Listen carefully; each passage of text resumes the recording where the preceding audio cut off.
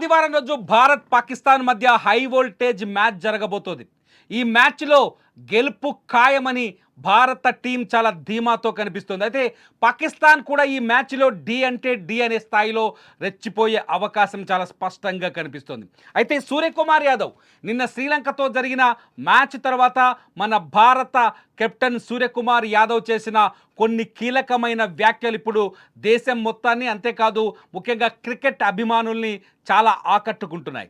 సూర్యకుమార్ యాదవ్ చేసిన వ్యాఖ్యల్లో చాలా కీలకమైనది రెండే రెండు మాటలు కనిపిస్తున్నాయి.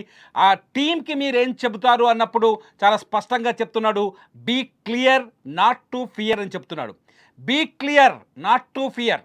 ఈ రెండు మాటల వెనుక చాలా అర్థాలు కనిపిస్తున్నాయి. మొట్టమొదటిది ఎప్పుడైతే ఆసియా కప్లో భారత్కి పాకిస్తాన్కి మధ్య మొదటి మ్యాచ్ జరిగిందో ఆ మ్యాచ్లో భారత టీం పాకిస్తాన్ టీంకి షేక్ హ్యాండ్ ఇవ్వలేదు. ఆ రోజు సూర్యకుమార్ యాదవ్ చాలా స్పష్టంగా చెప్పాడు, టాస్ వేసినప్పుడు కూడా షేక్ హ్యాండ్ ఇవ్వలేదు. చాలా స్పష్టంగా చెప్పాడు, ఆ గెలుపుని మేము మా పహల్గాం బాధితులకి అంకితం ఇస్తున్నామని, ఆ గెలుపుని మేము మా ఆర్మీకి మేము అంకితం ఇస్తున్నామని, మా ఆర్మీ ధైర్య సాహసాలకి. అయితే ఎప్పుడైతే సూర్యకుమార్ యాదవ్ షేక్ హ్యాండ్ ఇవ్వలేదో దానిపైన పాకిస్తాన్ ప్రపంచవ్యాప్తంగా పిచ్చి చేష్టలు చేసింది. Pakistan team Pakistan cricket board ఐసీసీకి ఫిర్యాదు చేసింది, ఏసీసీకి ఫిర్యాదు చేసింది. ఇది క్రీడా స్ఫూర్తికి విరుద్ధమంటూ భారతదేశం పైన తప్పుడు ప్రచారం చేసే ప్రయత్నం చేసింది. భారత క్రికెట్ టీం మనోభావాల్ని కించపరిచే విధంగా బిహేవ్ చేసింది. భారత టీంని మనోధైర్యాన్ని కోల్పోయేలా ప్రవర్తించేందుకు రకరకాల ప్రయత్నాలు చేసింది.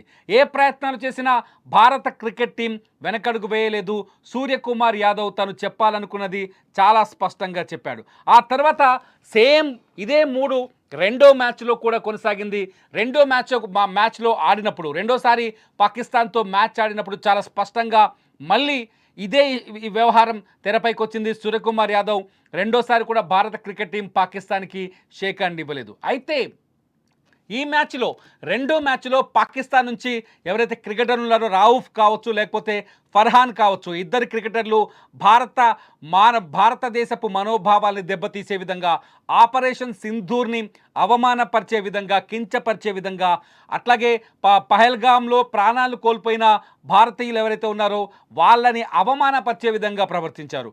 ఒకరు 06 చూపిస్తూ భారత యుద్ధ విమానాల్ని కూల్చేశామని చెప్పే ప్రయత్నం చేయడం, అట్లాగే బ్యాట్ పట్టుకొని ఎవరైతే ఫర్హాన్ ఉన్నాడో మేము కాల్పులు జరపగలిగామని చెప్పడం, ఇటువంటి ప్రయత్నాలు చేయటం.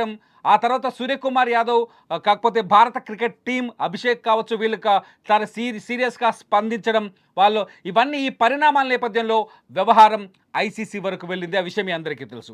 ఐసీసీ దగ్గరికి వెళ్ళిన తర్వాత చాలా స్పష్టంగా ఐసీసీ ఎవరైతే రౌఫ్కి మ్యాచ్ ఫీజులో 30% కోత విధించింది. అట్లాగే మన భారత కెప్టెన్ సూర్యకుమార్ యాదవ్ కూడా 30% మ్యాచ్ ఫీజులో కోత విధించింది. ఈ కోత విధించడానికి చాలా స్పష్టంగా ఐసీసీ కొన్ని కారణాలు చెప్పింది. రెండు దేశాల క్రికెటర్లు, ఇటు సూర్యకుమార్ యాదవ్ కావచ్చు మన కెప్టెన్, అట్లాగే పాకిస్తాన్ ఫేస్ బౌలర్ రౌఫ్ కావచ్చు, హరీష్ రౌఫ్ కావచ్చు, వీళ్ళిద్దరికీ క్రికెట్ గ్రౌండ్లో రాజకీయాలను తీసుకురావడం సరికాదని ఐసీసీ చాలా స్పష్టంగా చెప్పింది. రాజకీయాలను తీసుకొచ్చిన తర్వాత అది మ్యాచ్కి ఇబ్బంది కలిగిస్తుందని చాలా స్పష్టంగా చెప్పింది. గతంలో ఎప్పుడూ లేని విధంగా భారత్ పాకిస్తాన్ మధ్య బోలెడని మ్యాచ్లు జరిగాయి. ప్రతి మ్యాచ్ యుద్ధ వాతావరణాన్ని తలపించే విధంగా ఉంటుంది. కానీ క్రికెటర్ల మధ్య ఎటువంటి మనోభావాలు కానీ ఎటువంటి ఉద్రిక్తత భావజాలం కానీ కనిపించలేదు. కానీ ఆసియా కప్లో పహల్గాం దాడి తర్వాత, ఆపరేషన్ సింధూర్ తర్వాత ఆ ఉద్రిక్తత కనిపించింది. అయినప్పటికీ కూడా ఈ ఉద్రిక్తతల నేపథ్యంలో కూడా ఇటు భారత క్రికెట్ టీం అదరలేదు బెదరలేదని చెప్తూ వస్తున్నారు మన భారత కెప్టెన్ సూర్యకుమార్ యాదవ్.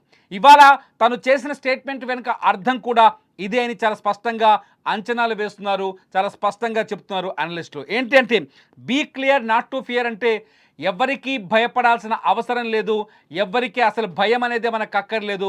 చాలా స్పష్టంగా ఉండండి, మీ గోల్ని చాలా స్పష్టంగా పెట్టుకోండి, లేపి పడేయండి. మూడోసారి కూడా పాకిస్తాన్ని చావు దెబ్బ కొడదామని మెసేజ్ ఇచ్చినట్టుగా చాలా స్పష్టంగా ఇక్కడ మనకు అర్థమవుతుంది. అంతేకాదు ఏదైతే ఐసీసీ 2 సార్లు శిక్ష విధించిందో, ఒక రకంగా చెప్పాలంటే మ్యాచ్ ఫీజులో కోత విధించడం అనేది ఐసీసీ మనకు శిక్ష విధించినట్టే క్రికెట్ టీంకి సూర్యకుమార్ యాదవ్కి.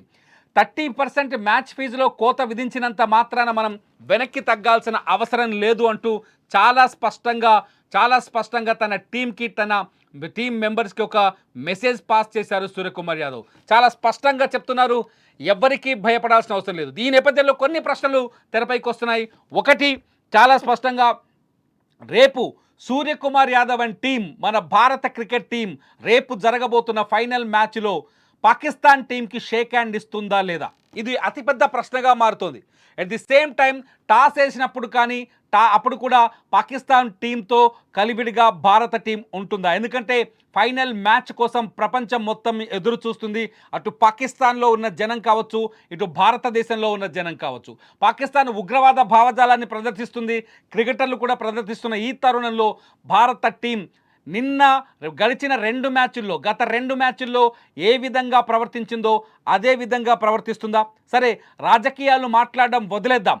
రాజకీయాల గురించి వదిలేసి రేపు షేక్ హ్యాండ్ ఇస్తుందా లేదా అనే ప్రశ్న ఇక్కడ ఉత్పన్నమవుతుంది. అంతేకాదు, సూర్యకుమార్ యాదవ్ చాలా స్పష్టంగా వెనక్కి తగ్గేది లేదు, భారతదేశం విషయంలో కానీ నా దేశభక్తి విషయంలో కానీ వెనక్కి తగ్గేది లేదు అన్నట్టుగానే ఆయన మాట్లాడుతున్నారు. ఎందుకంటే శ్రీలంకతో నిన్న ఆడిన మ్యాచ్ మేము ఫైనల్ మ్యాచ్గానే ఫీల్ అవుతున్నాం. శ్రీలంకతో ఆడితే ఫైనల్ మ్యాచ్ ఆడినట్టే అనిపించింది. సూపర్ ఓవర్కి వెళ్ళింది నిన్న మ్యాచ్, మనం చూసాం. శ్రీలంకతో ఆడిన మ్యాచ్ ఫైనల్ మ్యాచ్ లాగా కనిపించింది. కాబట్టి శ్రీలంకని ఓడించినట్టుగానే మేము పాకిస్తాన్ని కూడా ఓడిస్తామని చాలా స్పష్టంగా నిన్న సవాల్ చేశారు సూర్యకుమార్ యాదవ్. సూర్యకుమార్ యాదవ్ మాటలు వింటుంటే, సూర్యకుమార్ యాదవ్ చేస్తున్న సవాల్ చూస్తుంటే, సూర్యకుమార్ యాదవ్ మాటలు వింటుంటే రేపు మ్యాచ్లో మరికొన్ని ఉద్విగ్న భరితమైన సంఘటనలు కనిపించే అవకాశం కనిపిస్తుంది. అంతేకాదు, తగ్గేదే లే అనే కోణంలోనే మ్యాచ్ జరుగుతుంది, ఇది గ్యారంటీ. కానీ షేక్ హ్యాండ్ ఇస్తాడా సూర్యకుమార్ యాదవ్, ఇవ్వడా? రేపు భారత క్రికెటర్లు ప్రదర్శించబోయే ఏం చేయబోతున్నారు భారత క్రికెటర్లు అనేది కూడా ఇప్పుడు అతిపెద్ద ప్రశ్నగా మారుతుంది. చూద్దాం. భారత క్రికెటర్ సూర్యకుమార్ యాదవ్ ఇంకా మ్యాచ్ ఫీజులో కోత విధించినప్పటికీ కూడా ఐసీసీ వార్నింగ్ ఇచ్చినప్పటికీ కూడా రేపు పాకిస్తాన్ టీంకి షేక్ హ్యాండ్ ఇస్తాడా లేదా అన్నది. ఎందుకంటే నిజానికి ఐసీసీ రూల్స్లో ఎక్కడా లేదు ప్రత్యర్థి జట్టుకు కానీ, లేకపోతే ఏదైతే ప్రత్యర్థి జట్టు ఉందో ఆ జట్టుకి షేక్ హ్యాండ్ ఇవ్వాలనే రూల్ ఎక్కడా లేదు. షేక్ హ్యాండ్ ఇవ్వడం తప్పు. అంతేకాదు, ఒక రకంగా రాజకీయాలు గ్రౌండ్లో చేయడం కూడా తప్పే. సో సూర్యకుమార్ యాదవ్కి రాజకీయాల్ని ప్రస్తావించినందుకు మ్యాచ్ ఫీజులో కోత విధించారు. కానీ షేక్ హ్యాండ్ విషయంలో మాత్రం ఐసీసీ ఎటువంటి కామెంట్ కూడా చేయలేదు. ఎందుకు షేక్ హ్యాండ్ ఇవ్వలేదనే విషయాన్ని ఐసీసీ ప్రశ్నించిన దాఖలాలు కూడా లేవు. వీళ్ళు చేసిన ప్రవర్తనలు కావచ్చు, ఎవరైతే పాకిస్తాన్ టీం పిచ్చి ప్రవర్తనలు చేయడం, పాకిస్తాన్ క్రికెటర్లు ఇద్దరు ఆ ప్రవర్తనల పైన తీవ్రంగా స్పందించింది. కానీ షేక్ హ్యాండ్ సబ్జెక్ట్ని ఐసీసీ కూడా ఇంతవరకు టచ్ చేయలేదు. ఈ నేపథ్యంలో సూర్యకుమార్ యాదవ్ రేపు మరింత బలంగా, మరింత శక్తివంతంగా పాకిస్తాన్ని ఢీకొడదాం, పాకిస్తాన్ వెన్నులో వణుకు పెట్టిద్దామనే కోణంలోనే చాలా స్పష్టంగా తన టీంని మోటివేట్ చేస్తున్నట్టుగా స్పష్టంగా అర్థమవుతుంది. ఈ నేపథ్యంలో రేపు భారత క్రికెట్ టీం పాకిస్తాన్కి షేక్ హ్యాండ్ ఇస్తుందా లేదా అన్నది బిగ్ క్వశ్చన్గా మారింది. మీరేమనుకుంటున్నారు? భారత టీం పాకిస్తాన్ టీంకి షేక్ హ్యాండ్ ఇవ్వాలా వద్దా? మీరేమనుకుంటున్నారో ఈ వీడియో కింద కామెంట్ చేయండి. క్రికెట్ లైవ్ అప్డేట్స్ కోసం, అట్లాగే India Pakistan match regular updates కోసం చూస్తూనే ఉండండి సుమన్ టీవీ డిజిటల్ లైవ్, అట్లాగే సుమన్ టీవీ లైవ్.